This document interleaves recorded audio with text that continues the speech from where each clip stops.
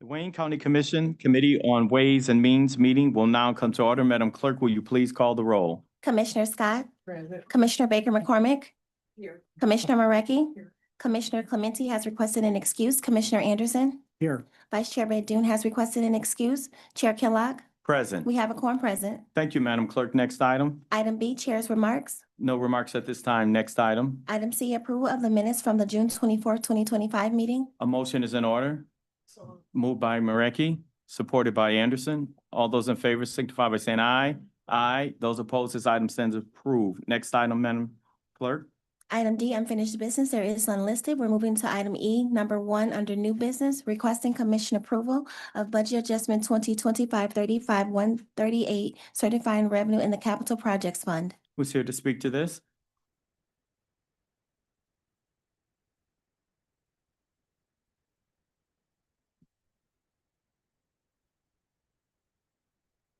Brian Manning, Assistant County Executive, County Executive's Office.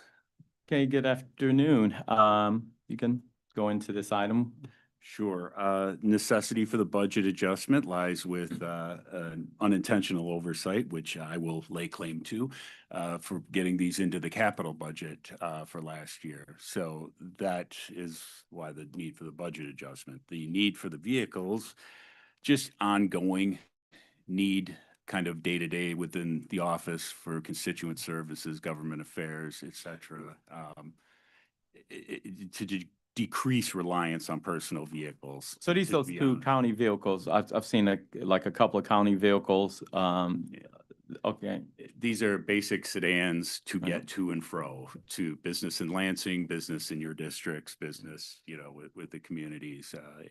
This is rank and file to relieve folks who increasingly, with the cost of vehicles also are relying on leases, and there's kind of, concern about mileage overages and what have you. So this was something that we've kind of been planning to do for a while, thought we had structurally in place and did not. So, Okay, thank you. Any questions? Any questions, Commissioner Anderson? Thank you. I just wondered, how many times a week do they go up to Lansing? And is that to sit in on hearings, or what is it? It's ongoing, Commissioner Anderson. As you well know, it's tied pretty heavily to the sessions, for the legislative sessions. But it's in this session, it's been. In the preceding session, it's been ongoing, multiple days a week, for, at least a single member of our team, and multiple. During lame duck, it was daily. So, and these are, as you mentioned before, or the chair mentioned it, these are pool vehicles, and looks like a great deal you got on them to be able to get those two for $60,000 essentially. Yes, thank you for brightening up my story. That is that it is also another reason we're doing this, is because A, they're available. B, if there are going to be future price increases, let's just secure the assets now and have them kind of in the. So you're planning on buying those right away? I believe we have I believe these are basically on standby for us. Okay. With the commission's approval. And good. I at first blush, I thought, why are we buying more vehicles? Because it seems as though we have an abundance of vehicles, and the cost every budget year, it seems like we're replacing some of those vehicles.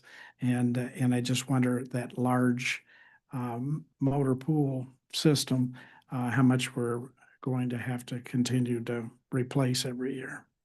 Or not every year, but on a rolling basis. Certainly understand your concern, Commissioner Anderson. We inherited a aged fleet, and I know that we're cycling through, like, some of the vehicles, particularly kind of in the Department of Public Services, may be kind of limited for wider use by Fund Stream 2. So, for our office, just to keep it clean, our cars, our team, they pool, sign in, sign out, and just kind of keep sort of segregation of funds. One last question. Driving those vehicles that are being driven by, who they are in the executive office, would be open to other county, staff people too?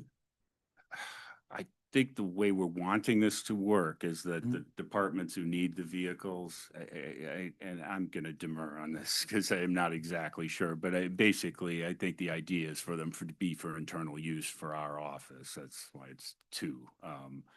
But I don't know kind of interdepartmental loaning of vehicles. I suppose based, on what may happen periodically out of urgent need may be different than kind of, our standard practice on this, but I think we try to kind of like to have departmental control over there. And I think the county has has a program, or not a program, but a procedure where they are aware that the driver does not have any issues, with. Yes, and it's it's jointly kind of enforced, monitored by management budget and personnel. Okay, as all right, well. thank you. Yes. Thanks for the time. Thank you. One moment.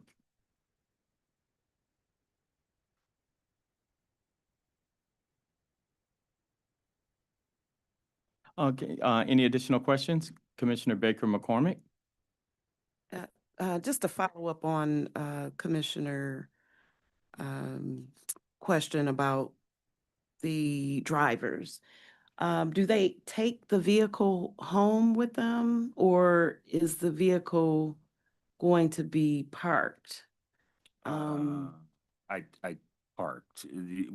I believe our staging area for our vehicles is going to be the First Street garage. Okay, so none of the vehicles are ever taken home. They just, In the interest of not committing to the word never, I suppose if there were overnight travel in a car assigned or something like that, or some kind of unique circumstance like lame duck where the team is literally staying in Lansing, it would happen, but it would not be a regular. Every day, No, so no. it type In of other thing. words, there would not be an employee on the floor who drives one of these vehicles home and keeps it at their home. Thank you. Any additional questions? Any additional questions? Thank you. Thank you, Mr. Chair. We're going to take all of these items at the end. And at this time, we have a couple of items that I'm going to ask, item number 2 and 3. I'm going to ask the commissioners, because of the nature of those items, do you have any questions? If you have questions, those questions will probably be more suitable to be asked in closed session. So need to know if this will determine if we need to go into closed session. Any questions? Any questions? Okay, yes. Chair, I just thought it was important to mention for anyone that might be viewing this at home that we discussed. No, We discussed these at length in closed session before, and I think everyone was present there. So yes, yeah, that's correct. So we have already discussed this in closed session a couple of times regarding these matters. With that being said, Madam Clerk, would you please read the next item? Item number 2, requesting commission approval of a settlement in the matter of the library penal fine Southgate Veterans Memorial Library. Next item. Item number 3, requesting commission approval of a settlement in the matter of library penal fines Detroit Library Commission, DBA, Detroit Public Library. Next item, Madam Clerk. Item number 4, a communication from Huron Clinton Metropolitan Authority forwarding notice of its 2025 ad valorem tax. Are there any questions associated with this item? Any questions associated with this item? Madam Clerk, next item. Item 5, update from the Department of Management and Budget regarding the budget preparation process schedule for the fiscal year 2025-2026 budget as it coincides with the home rule charter of the County of Wayne. Thank you. Greg McIntyre, Deputy Budget Director, Management and Budget. We're in the process now of wrapping up balancing funds and budget and business units. So our desire is to have a financial summary to CFO Wallace by Friday, July 11th. And once we get this blessing, from there, we'll go to the CEO, and then from there, date to be determined coming to the commission. Okay, thank you, for that update. And give me some dates. What are you thinking? Any tentative dates that you have? Okay, so our desire is to have something for CFO Wallace this Friday. Okay, And we would like to, the very next week, we would like to be on the CEO's calendar. And then in 2 weeks, we would prefer to be in front of the commission, but determined based on your schedule. okay, well, the last time you were here, you mentioned something somewhere around the 17th, trying to get that over to us, so. Absolutely. So I would just back up and say my staff and I has worked diligently to try for the first time in a while to present a quality product before this commission in accordance with the bylaws. We've run into various things that are way beyond our control, and we continue to absorb those things. This Thursday, I will be down 5 people, so we're working on a skeleton schedule, doing budget work and other routine work on a daily basis. And so we did not meet that deadline, but we're still working to try and get a quality product to the commission. Yeah, I noticed how you said the quality product because that's most important. So absolutely, I understand. And so we'll keep an eye on that date and the delivery of the quality product. Thank you. Thank you. Okay, Madam Clerk, next item. We are now moving to the addenda. Item number 6, communication from John Wallace, Chief Financial Officer, forwarding the second quarter financial report for fiscal year 2024-2025. Who's here to speak to this?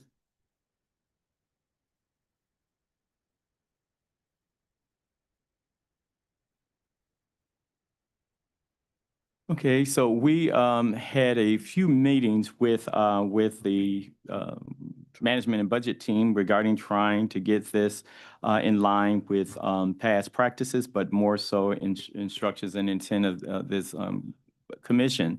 So I see we received the second quarter financial report, but it seems like it's just speaking to the general fund, and we have, how many different funds do we have? I'll just introduce myself. James Tatum, Director of Financial Planning and Analysis, Department of Management and Budget.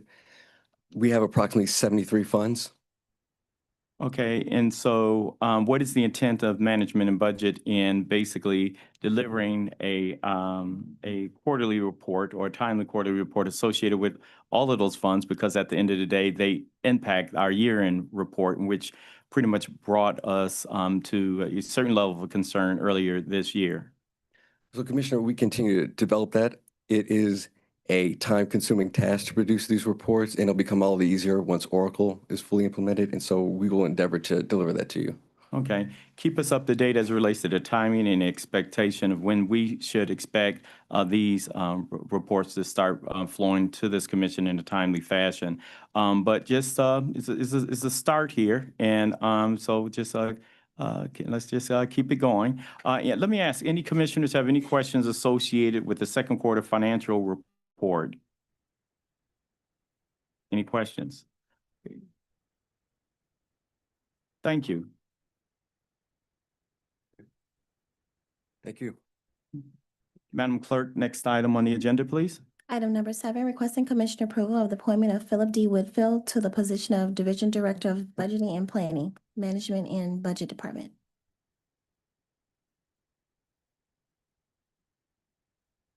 Hello.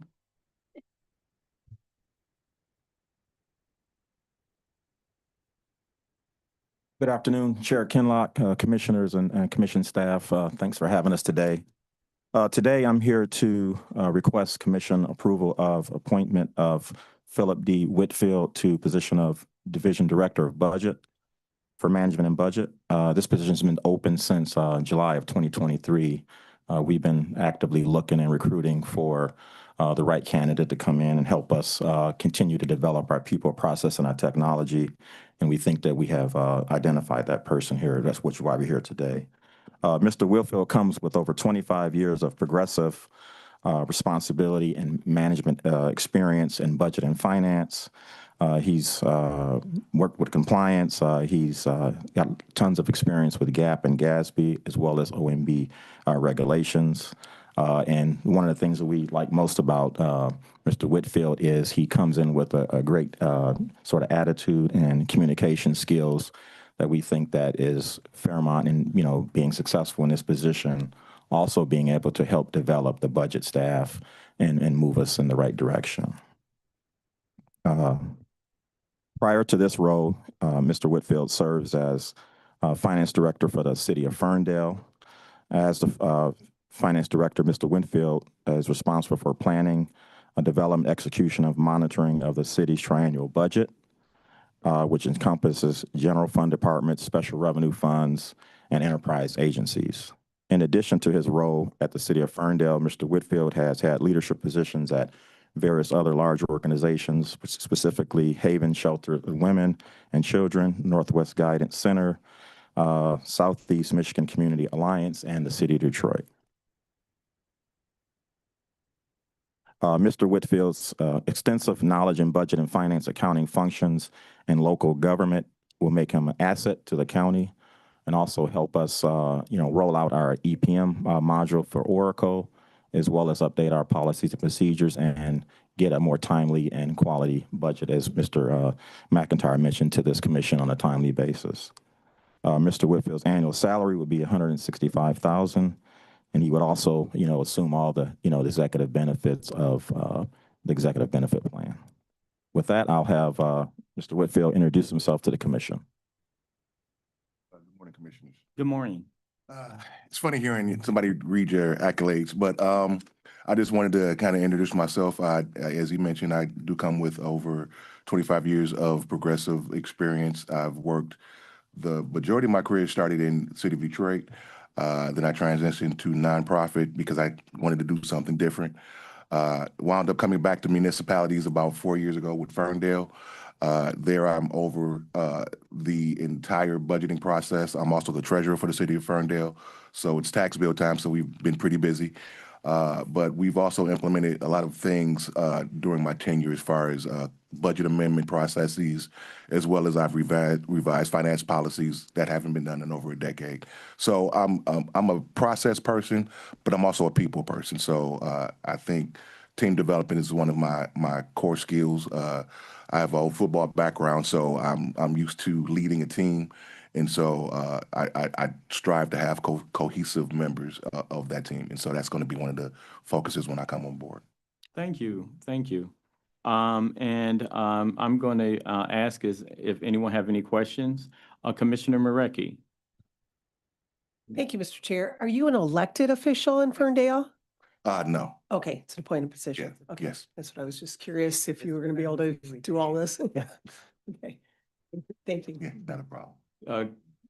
Commissioner Scott. No, that's what I was doing. Okay. Commissioner Baker McCormick. Thank you, Mr. Chair. Are you staying on with Ferndale? No, ma'am. Okay, that's what I wanted to clarify. Thank you. That will be all yours. Okay, any additional questions? Okay, my question is to the CFO, and my question is, okay, so the position is starting at 150,000. The position, I guess, starting salary is 150,000. Why is Mr. Whitfield's salary starting at 165,000? Well, we did a market survey, and that's where it came back at. Okay. Okay, so also, our staff requested, and I've always asked, at the time that we're moving positions, or adding positions, as far as that require our confirmation, that you provide the organizational chart for the respective department, but specifically management and budget, the titles for those. I noticed that Mr. Tatum states he was a director. But I don't remember the commission appointing his commission, his position as well. Yeah.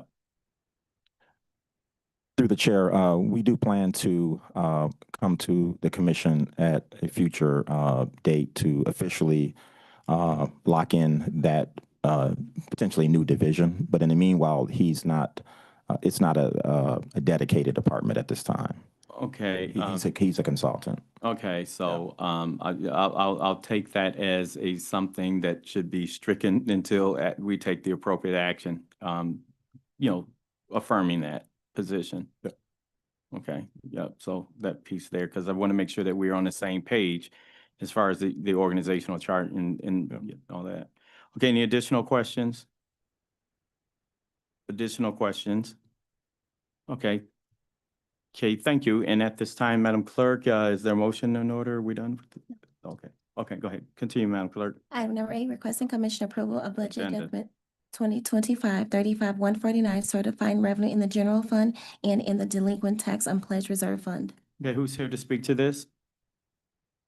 Think someone may be online. Okay, and read number 9 as well, Madam Clerk. Number 9, requesting commission approval of a resolution authorizing the transfer of $3.6 million to the county general fund for fiscal year 2024-2025.